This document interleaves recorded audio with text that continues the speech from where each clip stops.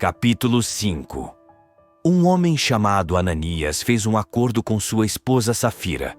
Vendeu uma propriedade que possuía, reteve uma parte do dinheiro para si e entregou a outra parte, colocando-a aos pés dos apóstolos. E Pedro lhe perguntou: Ananias, por que você deixou Satanás tomar posse do seu coração? Por que você está mentindo para o Espírito Santo, conservando uma parte do preço do terreno? Você não podia conservá-lo para si sem vendê-lo? E mesmo que o vendesse, você não podia ficar com todo o dinheiro? Então, por que fez isso? Você não mentiu para os homens, mas para Deus. Ao ouvir isso, Ananias caiu no chão e morreu. E grande temor se apoderou de todos os que estavam ouvindo. Os mais jovens se levantaram, enrolaram o corpo de Ananias num lençol e o levaram para enterrar. Umas 3 horas mais tarde, chegou a esposa de Ananias, sem saber o que havia acontecido. Pedro lhe perguntou: É verdade que vocês venderam o terreno por esse preço? Ela respondeu: Sim, foi por esse preço.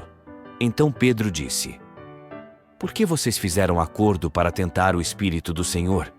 Veja, os que foram enterrar seu marido estão chegando. Eles vão levar você também.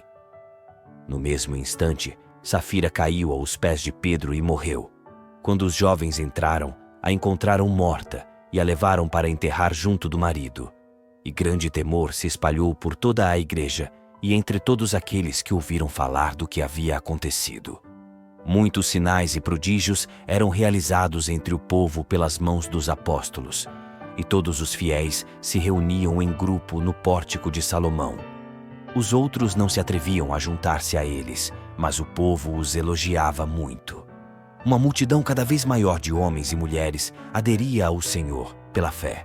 Chegaram a ponto de transportar doentes para as praças em esteiras e camas, para que Pedro, ao passar, pelo menos a sua sombra cobrisse alguns deles. A multidão vinha até das cidades vizinhas de Jerusalém, trazendo doentes e pessoas tomadas por espíritos impuros, e todos eram curados. Então o sumo sacerdote, com todo o seu partido, isto é, o partido dos saduceus, ficaram cheios de raiva e mandaram prender os apóstolos e jogá-los na cadeia pública. Durante a noite, porém, o anjo do Senhor abriu as portas da prisão e os fez sair, dizendo: Vão ao templo e lá continuem a anunciar ao povo toda a mensagem da vida. Eles obedeceram e, ao amanhecer, entraram no templo e começaram a ensinar.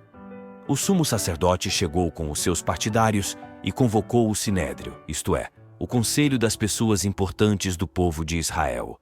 Então mandaram buscar os apóstolos na prisão. Os servos, ao chegarem à prisão, não os encontraram e voltaram dizendo: Encontramos a prisão cuidadosamente fechada e os guardas estavam a postos na frente da porta. Mas quando abrimos a porta, não encontramos ninguém lá dentro. Ao ouvir essa notícia, o chefe da guarda do templo e os chefes dos sacerdotes não sabiam o que pensar e se perguntavam o que poderia ter acontecido. Chegou alguém que disse para eles: Os homens que vocês colocaram na prisão estão no templo ensinando o povo. Então o chefe da guarda do templo saiu com os guardas e trouxe os apóstolos, mas sem violência, porque eles tinham medo que o povo os atacasse com pedras. Levaram os apóstolos e os apresentaram ao sinédrio. O sumo sacerdote disse: Nós tínhamos proibido expressamente ensinar em nome de Jesus, e no entanto vocês encheram Jerusalém com a doutrina de vocês, e querem nos tornar responsáveis pela morte desse homem.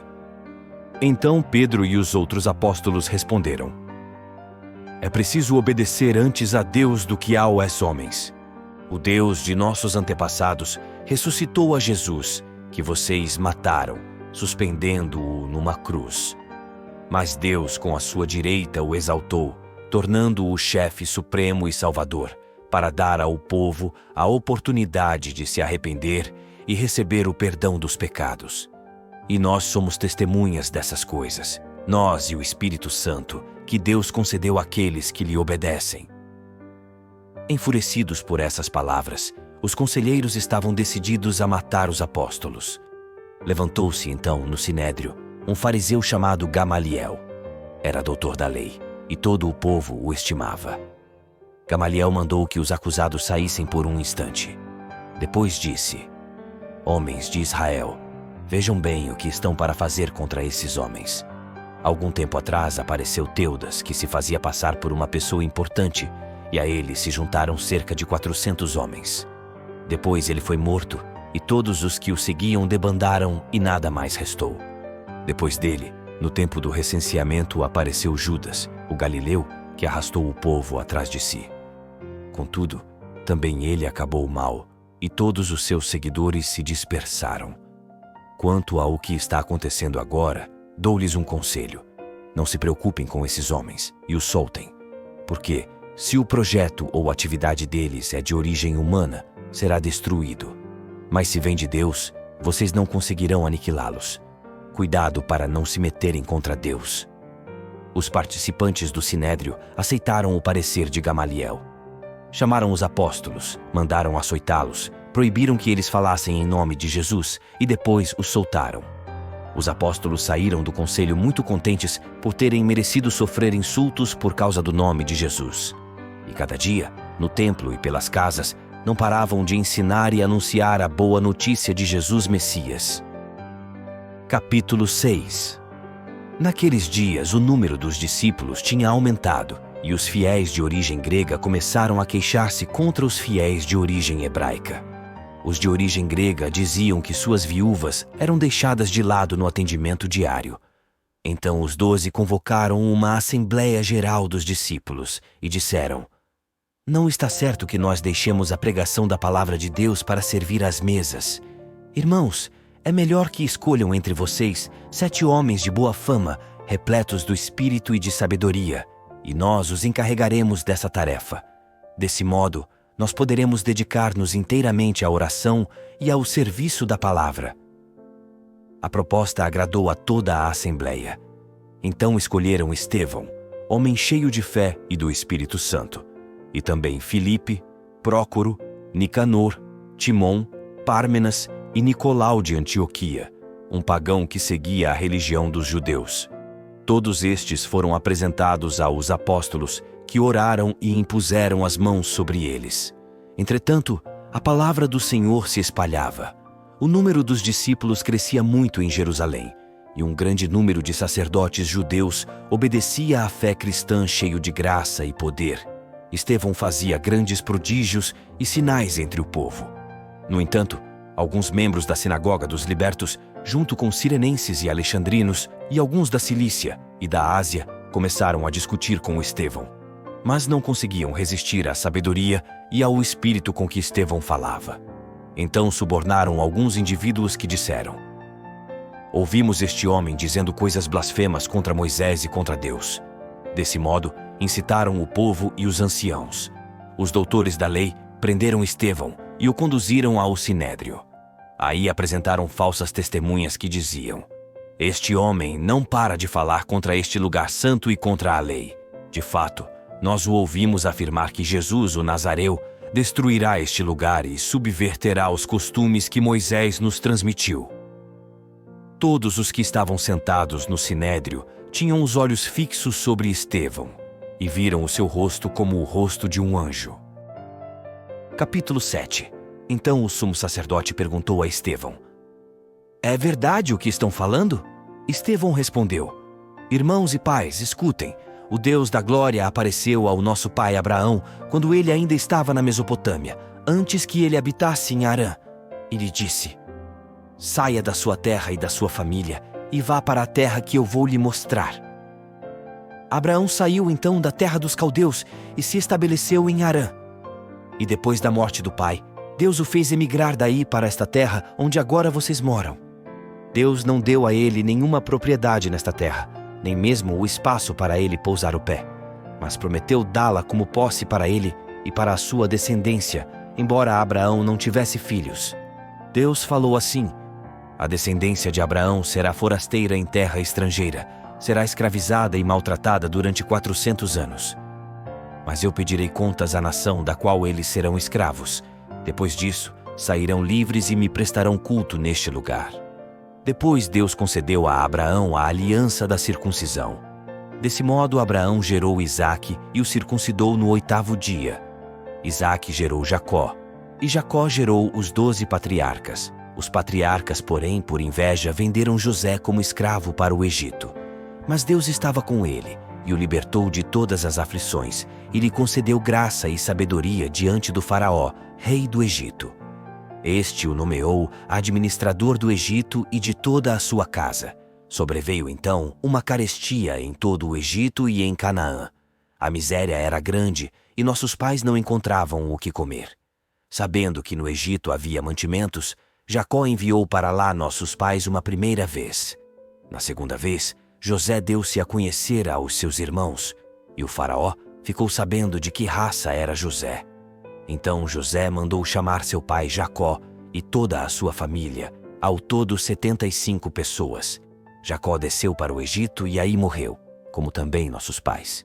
E eles foram transportados para Siquém e colocados no sepulcro que Abraão tinha comprado em Siquém, a preço de prata, dos filhos de Remor. Quando se aproximava o tempo de se realizar a promessa que Deus tinha feito a Abraão, o povo cresceu e se multiplicou no Egito, até que no Egito surgiu outro rei que não tinha conhecido José. Esse rei, agindo com astúcia contra a nossa raça, perseguiu nossos pais e os obrigou a abandonar os filhos recém-nascidos, para que não sobrevivessem. Nesse tempo, nasceu Moisés, que era belo aos olhos de Deus. Durante 3 meses, Moisés foi criado na casa de seu pai. Depois, quando foi abandonado, a filha do faraó o recolheu e o criou como seu próprio filho. Assim, Moisés foi iniciado em toda a sabedoria dos egípcios e era poderoso no falar e no agir. Quando completou 40 anos, Moisés desejou visitar seus irmãos israelitas. Vendo que um deles era maltratado, tomou sua defesa e, para vingá-lo, matou o egípcio. Ele acreditava que seus irmãos iriam compreender que Deus, por meio dele, os libertaria, mas não compreenderam. No dia seguinte, Moisés se apresentou entre seus irmãos, que brigavam, e procurava reconciliá-los, dizendo: "Vocês são irmãos. Por que estão prejudicando um ao outro?" Nesse momento, aquele que estava maltratando o companheiro contestou: "Quem o nomeou chefe ou juiz sobre nós? Por acaso você quer me matar como fez ontem com o egípcio?"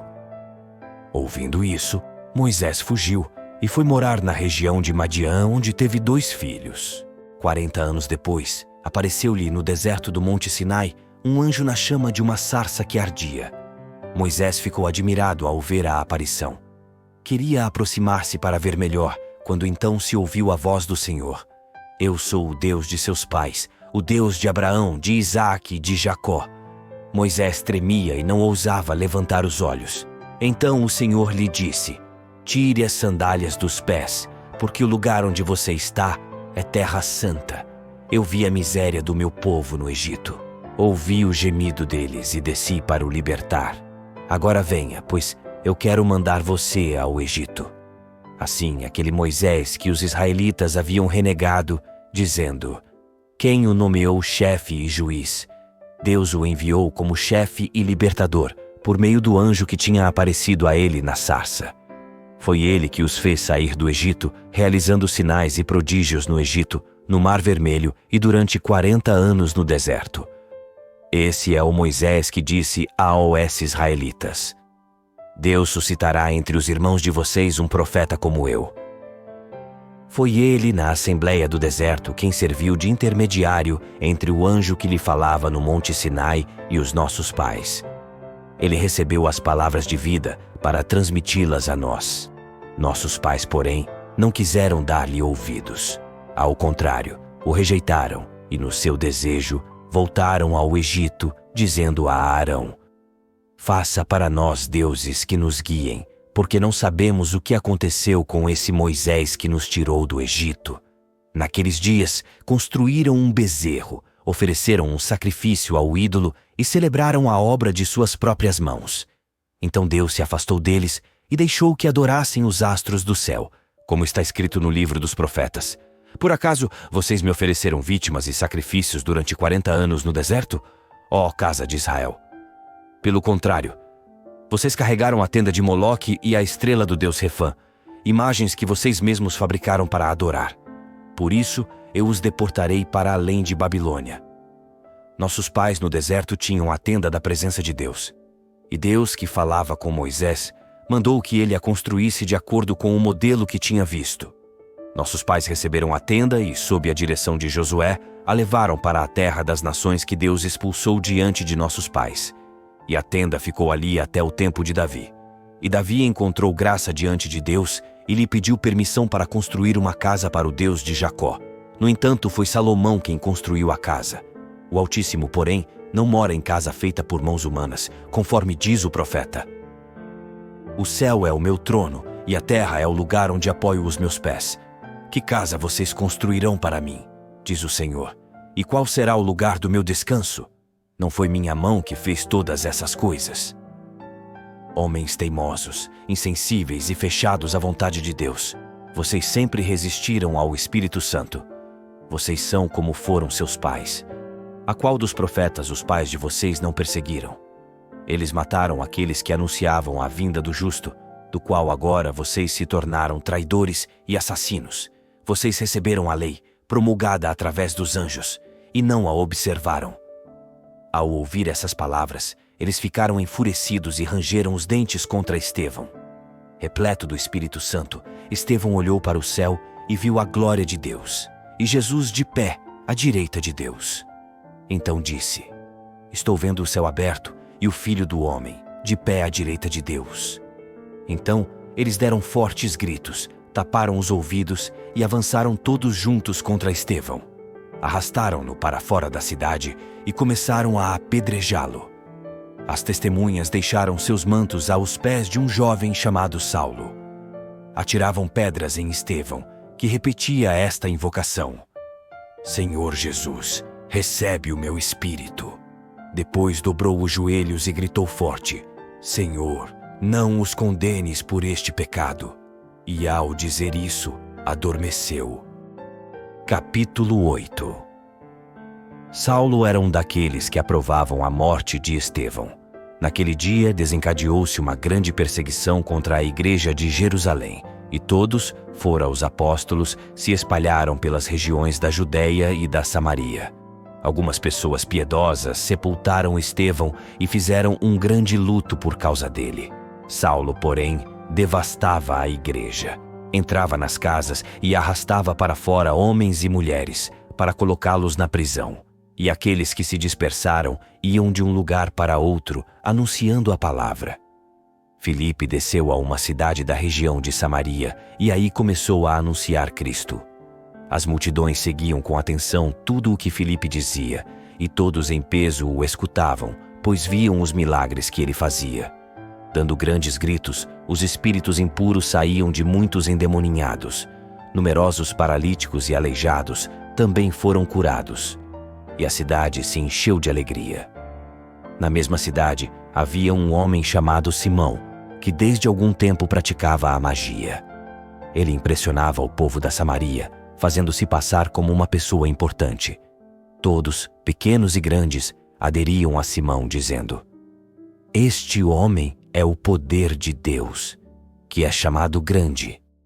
Aderiam a ele, porque há longo tempo Simão os deixava impressionados com suas artes mágicas. Quando começaram a acreditar em Filipe, que anunciava a boa notícia do reino de Deus e do nome de Jesus Cristo, tanto os homens como as mulheres se apresentavam para o batismo. Simão também aderiu à fé, e depois de batizado, não se separava de Filipe. Simão ficou muito impressionado ao ver os sinais e os grandes prodígios que aconteciam. Os apóstolos que estavam em Jerusalém souberam que a Samaria acolhera a palavra de Deus e enviaram para lá Pedro e João. Ao chegarem, Pedro e João rezaram pelos samaritanos, a fim de que eles recebessem o Espírito Santo. De fato, o Espírito ainda não viera sobre nenhum deles, e os samaritanos tinham apenas recebido o batismo em nome do Senhor Jesus. Então Pedro e João impuseram as mãos sobre os samaritanos, e eles receberam o Espírito Santo. Simão viu que o Espírito Santo era comunicado através da imposição das mãos. Então ofereceu dinheiro a Pedro e João, dizendo: Deem para mim também esse poder, a fim de que receba o Espírito todo aquele sobre o qual eu impuser as mãos. Mas Pedro respondeu: Pereça você junto com o seu dinheiro, pois você pensou que podia comprar com dinheiro aquilo que é dom de Deus. De nenhum modo você pode participar dessa realidade espiritual, porque a sua consciência não é correta diante de Deus. Arrependa-se dessa maldade e suplique que o Senhor perdoe essa má intenção que você teve, pois vejo que você está envolvido pela injustiça como de fel amargo. Simão respondeu: Supliquem por mim ao Senhor, para que não me aconteça nada do que vocês falaram. Depois de ter testemunhado e anunciado a palavra do Senhor, Pedro e João voltaram para Jerusalém, levando a boa notícia a muitos povoados da Samaria. Um anjo do Senhor falou a Filipe, dizendo: Prepare-se e vá para o sul, pelo caminho que desce de Jerusalém para Gaza. É o caminho que se acha no deserto. Filipe levantou-se e foi. Nisso apareceu um eunuco etíope, ministro de Candace, rainha da Etiópia. Ele era administrador geral do tesouro dela. Tinha ido a Jerusalém em peregrinação e estava voltando para casa. Ia sentado em seu carro, lendo o profeta Isaías. Então o Espírito disse a Filipe: Aproxime-se desse carro e o acompanhe. Filipe correu, ouviu o eunuco ler o profeta Isaías e perguntou: Você entende o que está lendo? O eunuco respondeu: Como posso entender se ninguém me explica? Então convidou Filipe a subir e a sentar-se junto a ele. A passagem da Escritura que o eunuco estava lendo era esta: Ele foi levado como ovelha ao matadouro, e como um cordeiro perante o seu tosquiador, ele ficava mudo e não abria a boca. Eles o humilharam e lhe negaram a justiça. Quem poderá contar seus seguidores? Porque eles o arrancaram da terra dos vivos. Então o eunuco disse a Filipe: Por favor, me explique, de quem o profeta está dizendo isso? Ele fala de si mesmo ou se refere a outra pessoa? Então Filipe foi explicando, e tomando essa passagem da Escritura como ponto de partida, anunciou Jesus ao eunuco. Continuando o caminho, chegaram a um lugar onde havia água. Então o eunuco disse a Filipe: Aqui existe água. O que impede que eu seja batizado? Filipe lhe disse: É possível se você acredita de todo o coração. O eunuco respondeu: Eu acredito que Jesus Cristo é o Filho de Deus. Então o eunuco mandou parar o carro. Os dois desceram junto às águas e Filipe batizou o eunuco. Quando saíram da água, o Espírito arrebatou Filipe e o eunuco não o viu mais. Então prosseguiu sua viagem, cheio de alegria. E Filipe foi parar em Azoto e, passando adiante, evangelizava todas as cidades, até chegar a Cesareia.